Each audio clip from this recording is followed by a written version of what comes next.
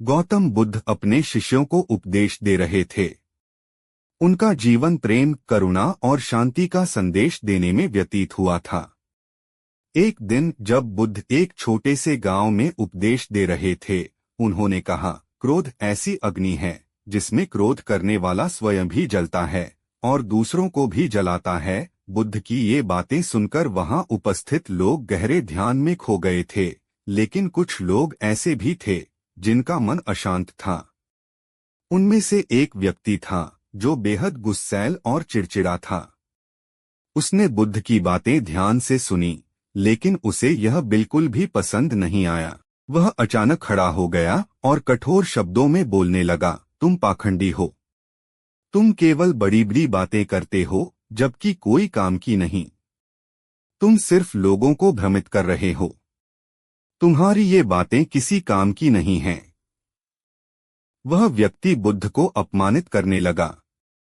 वहां उपस्थित लोग यह देखकर चकित थे कि बुद्ध चुपचाप सब कुछ सुन रहे थे, लेकिन उन्होंने कोई प्रतिक्रिया नहीं दी।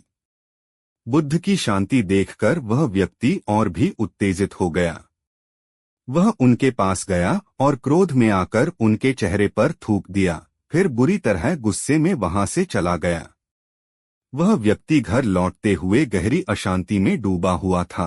उसके मन में बार बार यही विचार आ रहे थे कि उसने बुद्ध के साथ कितना अनुचित व्यवहार किया। धीरे धीरे उसका क्रोध ठंडा हुआ और उसे अपने किए पर पछतावा होने लगा। वह सोचने लगा कि अब उसे बुद्ध से माफी मांगनी चाहिए। अगले दिन वह व्यक्ति बुद्ध को ढूंढते हुए दूसरे गांव में पहुंचा। जैसे ही उसने बुद्ध को देखा, वह उनके चरणों में गिर पड़ा और बोला, मुझे खेद है, मैंने कल आपके साथ बहुत बुरा व्यवहार किया था। कृपया मुझे क्षमा करें।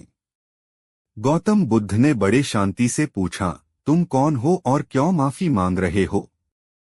वह व्यक्ति बोला, कल मैंने आपके साथ अपमानजनक व्यवहार किया था।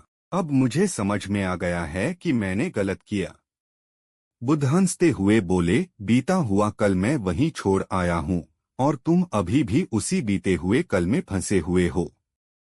तुम्हें अपनी गलती का एहसास हो गया है और तुमने उसे सुधारने का प्रयास किया है, यह सबसे महत्वपूर्ण है। अब तुम निष्कलंक हो। तुम्हारे पश्चाताप ने तुम्हें पवित्र बना दिया है। बुद्ध ने फिर समझाया, बुरी बातों को याद करके हम अपने वर्तमान को बर्बाद कर लेते हैं और यही आदत हमारे भविष्य को भी अंधकारमय बना सकती है। इसलिए हमें बीते हुए कल की बुरी यादों को छोड़कर आगे बढ़ना चाहिए। बुद्ध का यह उपदेश सुनकर वह व्यक्ति पूरी तरह से शांत और संतुष्ट हो गया। उसने समझा कि जब हम अतीत की कड़वी यादों को छोड़ देते हैं, तभी हम अपने मन को शांति दे सकते हैं और अपने भविष्य को एक नई दिशा में मोड़ सकते हैं। यह कहानी हमें यह सिखाती है कि अतीत की नकारात्मकता में फंसे रहना सिर्फ हमारे वर्तमान को ही नहीं, बल्कि हमारे भविष्य को भी अंधकारमय बना सकता है। क्रोध और अपमान से हमारी मानसिक ऊर्जा नष्ट होती है, जबकि क्षमा, आत्मसमर्पण और शांति हमें जीवन की सच्ची दिशा दिखाते हैं।